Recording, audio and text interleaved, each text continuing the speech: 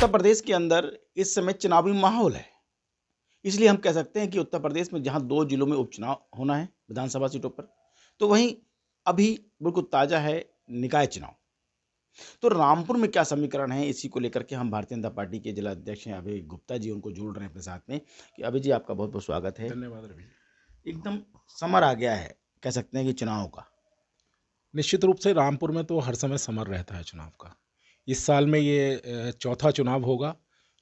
विधानसभा चुनाव हुआ, लोकसभा चुनाव हुआ, फिर विधानसभा उपचुनाव हुआ और अब ये विधानसभा उपचुनाव। लगातार इस साल में हम चौथे चुनाव की तरफ जा रहे हैं। साथ साथ निकाय चुनाव भी घोषित हो चुका है और ये दोनों चुनाव पैरेलली होंगे। अब इसकी निकाय चुनाव की डेट आने वाली है, लेकिन हम लोग तैयार हैं।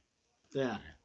तो जो स्वार टांडा का जो 34 विधानसभा है, उसको लेकर के अपना दल दावेदारी कर रहा है कि भाई तो हमारे कोटे में आने चाहिए।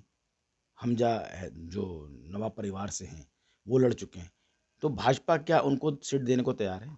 देखिए, ये सब प्रदेश नेतृत्व का विषय है। हमारे पास जो निर्णय आएगा प्रदेश नेतृत्व का, उस पे हम काम करेंगे। अगर वैसे हमारी मांग यही है कि भारतीय जनता पार्टी का प्रत्याशी चुनाव लड़े, लेकिन अगर पार्टी जो भी निर्णय करेगी उस स्थिति में हम लोग स्वार का चुनाव जीतने की कोशिश करेंगे। नहीं तो क्या पेच कहाँ आ रहा है भाई? पेच कहाँ पर है? मैं अपना दल, अब आप दावे कर रहे हैं, आप इतने समय से मेहनत कर रही है भारतीय जनता पार्टी, तो क्या भारतीय जनता पार्टी इस सुनहरे से मौके को अपने हाथ से जाने देगी? नहीं, ये सब विषय प्रदेश का है। मेरा विषय सिर्फ इतना है कि जो प्रदेश मुझे यहाँ काम करने के लिए देगा, जो भी प्रत्याशी यहाँ होगा, चाहे वो अलायंस का प्रत्याशी हो, चाहे वो भारतीय जनता पार्टी का प्रत्याशी, मेरी जिम्मेदारी इतनी है उसको जिताकर यहाँ से भेजना है। चाहे अभय गुप्ता को टिकट मिल जाए? किसी को भी टिकट मिल जाए, अभय गुप्ता कोई मायने नहीं रखते हैं। भारतीय जनता पार्टी के टिकट पर किसी भी कार्यकर्ता को टिकट मिलेगा तो हम जिताने का प्रयास ही नहीं करेंगे, जिताएंगे। इस बार इतिहास रचेंगे। हमारी जानकारी है कि जो जिला अध्यक्ष आप खुद हैं, आप खुद दावेदारी की लाइन में हैं। नहीं, मैंने कोई दावेदारी नहीं करी है। हर बार, शायद पिछली बार भी आपने पूछा था। देखिए, भारतीय जनता पार्टी का जिलाध्यक्ष हूँ। मुझे भारतीय जनता पार्टी का परचम लहराने के लिए यहाँ मुझे जिलाध्यक्ष बनाया गया है और ईश्वर की कृपा से हम लोग सारे चुनाव जीतते भी चले आ रहे हैं। और पार्टी का जो आदेश होगा वो सिरमौर है। पार्टी मुझसे कहेगी कि आप चुनाव लड़ो तो मैं चुनाव लड़ूंगा। पार्टी मुझसे कहेगी आपको संगठन का काम देखना है, मैं संगठन का काम करूंगा। जो भी काम पार्टी देगी मैं उसको करूंगा।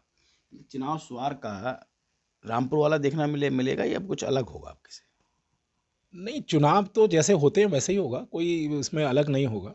चुनाव तो भारतीय जनता पार्टी। मतलब वोटर डाल सकता है वोट? नहीं नहीं, पिछली बार रामपुर में भी वोट डाला था, ऐसा कौन कहता है। पूरी निष्पक्षता से, पूरी ईमानदारी के साथ रामपुर का चुनाव हुआ था। उसी ईमानदारी के साथ स्वार का चुनाव हुआ। लग रहा है कि ईमानदारी आपकी पिछले चुनाव में थी। ना, बिल्कुल पक्की ईमानदारी के साथ हम लोगों ने चुनाव लड़ा है और जीते हैं। अच्छा, अब पेच फंस रहा है आपका नगर पालिका चुनाव को लेकर के। बड़े सारे लोग दावेदारी कर रहे थे, भारत भूषण गुप्ता जी थे, तनवीर थे, आप भी थे, शहर विधायक जी की पत्नी का नाम भी था। तो फिलहाल अब सीट महिला कोटे में है। देखिए, महिला कोटे में है। डॉक्टर तनवीर से बात हुई थी, उन्होंने मना किया है कि मैं अब पत्नी को नहीं लड़ाऊंगा। कल ही मेरी बात हुई थी। इसके अलावा जो भी महिला कैंडिडेट अब आएगा तो उस पर विचार करेंगे। मैं एक बार पुनः आपको बताऊं कि मैं नगर पालिका का दावेदार तब भी नहीं था और अब भी नहीं हूँ। मतलब हैं? नहीं हूँ। जब अभय गुप्ता ये कहते थे कि मैं नहीं हूँ, तभी हो जाता है मामला। वो विषय अलग है। पार्टी का निर्देश मेरे लिए सर्वोपरि है। मेरे लिए ये मायने नहीं रखता कि मैं चुनाव लड़ूं। मेरे लिए मायने ये रखता है कि संगठन की दृष्टि से भारतीय जनता पार्टी रामपुर में जो भी लड़े वो जीते। नहीं, जो में तो अभय गुप्ता जी भी है ना, हो सकता है उनकी सकता पत्नी को टिकट मिल जाए। पार्टी अगर टिकट देगी तो विचार करेंगे। ये तो क्योंकि पार्टी आपकी को। तैयारी तो चल ही रही है ना। नहीं, मैं तो पूरे, देखिए, पूरी लोकसभा की तैयारी, विधानसभा की तैयारी, निकाय चुनाव की तैयारी, संगठन के नाते पूरी तैयारी है। चाहे वो नगर पालिका का हो, चाहे वो स्वार विधानसभा का हो, जो भी प्रत्याशी हमारे सामने आएगा उसको हम जिताकर ही भेजेंगे।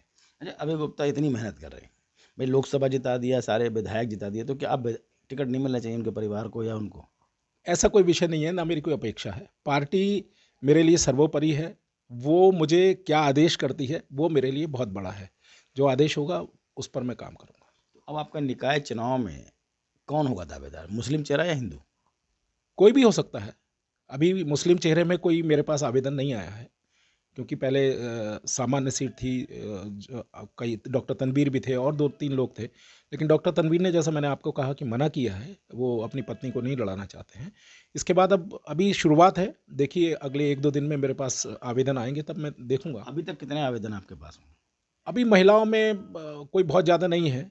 महिला मोर्चे की जिलाध्यक्ष हैं पारुल जी, वो मांग रही हैं, और अभी ऐसा कोई नहीं आया है। भारत भूषण गुप्ता जी के परिवार से कोई है? अब भारत भूषण गुप्ता जी ने मुझसे तो नहीं कहा है, लेकिन अगर दावेदार होंगे तो उन पर विचार किया जाएगा। उनकी पत्नी चुनाव लड़ चुकी हैं, दीपा जी, अगर वो टिकट मांगती हैं तो उस पर भी विचार करेंगे। स्वार टारना का जो रण है, तो वो भाजपा के पास रहेगा या अपना दल के पास? ये मेरा विषय नहीं है, ये पार्टी के प्रदेश नेतृत्व का विषय है कि पार्टी अलायंस को लड़ाएगी या पार्टी खुद लड़ेगी। मेरा विषय रामपुर में आने के बाद जो फरमान आएगा, उस फरमान को मैं परवान चढ़ाने का काम करूंगा। आपकी कितनी लंबी सूची है किस विषय में? विधानसभा, उप विधानसभा में जो आपके प्रत्याशी, कितनी लंबी सूची है? नहीं, अभी ऐसा कोई बहुत ज़्यादा नहीं है। 3-4 प्रत्याशी हैं जो पहले से भी मांगते चले आए हैं। लक्ष्मी सैनी जी हैं, राजकुमार चौहान जी हैं, और हरिओम मौर्य हैं, महेश मौर्य हैं। अभी एक 1-2 लोग आए हैं जो पार्टी के पदाधिकारी नहीं हैं, लेकिन समाज सेवी हैं। लेकिन कुल मिला के अभी 4-5 से ज़्यादा कोई ऐसी स्थिति बनी नहीं है। अब देखते हैं क्या होता है। तो आप पूरा होमवर्क कर रहे हैं अपनी सीट पर? पूरा होमवर्क है, बहुत पहले से तैयारी है। भारतीय जनता पार्टी हर समय तैयार रहती है। जैसा कि आपको बताया, इस साल में चौथा चुनाव हम लड़ने जा रहे हैं, और बीच में तमाम तरह के छोटे छोटे चुनाव भी लड़े हैं। तो इस पूरे 3 साल में हमने चुनाव ही लड़ा है, इसलिए हमारे सभी कार्यकर्ता पूरी तरह से हर चुनाव के लिए हर समय तैयार हैं। ये थे भारतीय जनता पार्टी के जिला अध्यक्ष अभय गुप्ता जी, जिन्होंने साफ कर दिया कि भारतीय जनता पार्टी करीब पिछले समय से काफ़ी समय चुनाव लड़ चुकी है, कई उपचुनाव लड़ चुकी है, और वहीं जो छोटे मोटे चुनाव हैं वहाँ भी उनको भी लड़ा है। लेकिन बहरहाल तय है कि भारतीय जनता पार्टी स्वार टारडा की जो सीट है, जो उपचुनाव होने जा रहा है, उसे इतनी आसानी से जाने नहीं दी। नमस्कार, मैं हूं रवि सक्सेना। अगर आपको मेरी ये वीडियो अच्छी लगी हो तो आप सब्सक्राइब और लाइक जरूर कीजिएगा, और हाँ, हमें सब्सक्राइब और फॉलो करना ना भूलें, ताकि आपसे कोई नया अपडेट छूट ना पाए। जी हाँ, आप ध्यान रखें, हमारे साथ जुड़े रहिएगा रुहेलखंड समाचार पर, और ये बेल आइकन को जरूर दबाते रखिए।